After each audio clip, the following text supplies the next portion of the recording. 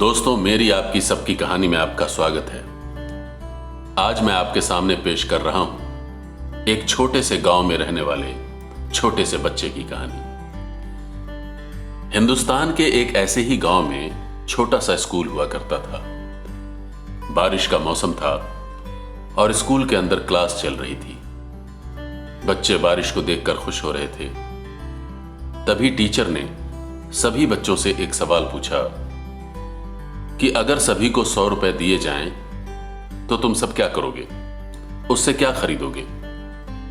किसी ने कहा मैं खिलौने खरीदूंगा, किसी ने कहा मैं क्रिकेट का बैट खरीदूंगा, किसी ने कहा मैं ढेर सारी चॉकलेट खरीदूंगा, तो किसी ने कहा मैं अपने लिए गुड़िया खरीदूंगी। लेकिन एक बच्चे ने कोई जवाब नहीं दिया। वो किसी सोच में डूबा हुआ था। जब टीचर ने उससे पूछा कि बेटा तुम क्या खरीदोगे, तो बच्चा बोला, टीचर मेरी मां को थोड़ा कम दिखाई देता है तो मैं अपनी मां के लिए चश्मा खरीदूंगा। टीचर ने कहा, तुम्हारी मां के लिए चश्मा तो तुम्हारे पिताजी भी खरीद सकते हैं, तुम्हें अपने लिए कुछ खरीदना चाहिए।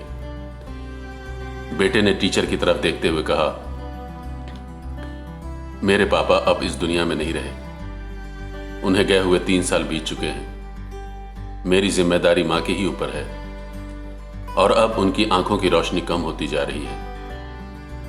कम दिखाई देने की वजह से वो ठीक से कपड़े नहीं सिल पाती, इसलिए मैं मेरी मां को चश्मा देना चाहता हूं जिससे उन्हें कपड़े सिलने में तकलीफ ना हो और मैं अच्छे से पढ़ लिख कर बड़ा आदमी बन सकूं और मां को सारे सुख दे सकूं।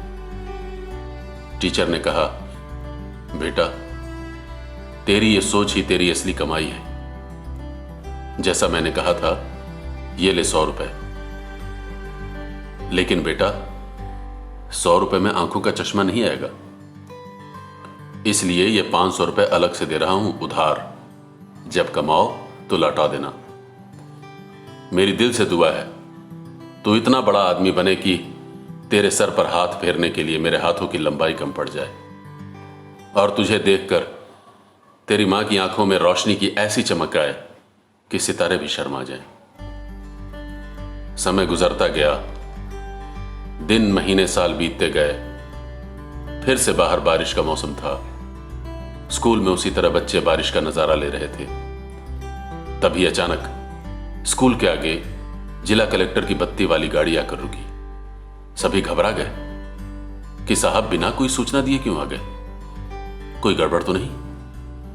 सभी स्कूल स्टाफ के माथे से पसीना टपकने लगा। कलेक्टर साहब कार से उतरे, सामने खड़े सभी लोगों को गौर से देखा और एक बूढ़े टीचर की तरफ बढ़कर उनके पैरों पर गिर गए।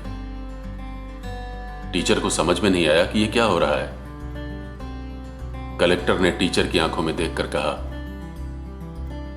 आपके उधार के 500 रुपए लौटाने आया हूं सर।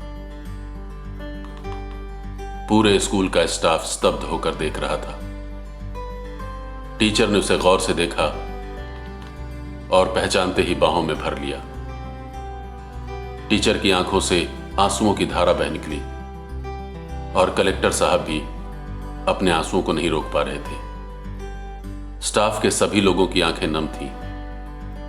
बच्चे भी अपनी आंखें पोंछ रहे थे। सबकी आंखों में खुशी के आंसू थे। दोस्तों, कामयाब बनना लेकिन मगरूर मत बनना, क्योंकि एक आम आदमी को खास बनने में उसी तरह देर नहीं लगती जैसे फकीर को बादशाह और बादशाह को फकीर बनने में। ठीक है दोस्तों, इसी सोच के साथ आज की बात यही खत्म करते हैं। अगली बार मिलेंगे ऐसी ही किसी और कहानी के साथ। अगर आपको लगे कि ये बातें आपको अपने दोस्तों तक, आपके अपनों तक भी पहुंचानी चाहिए, तो हमारे चैनल को लाइक करें, शेयर करें और सब्सक्राइब करें। शुक्रिया।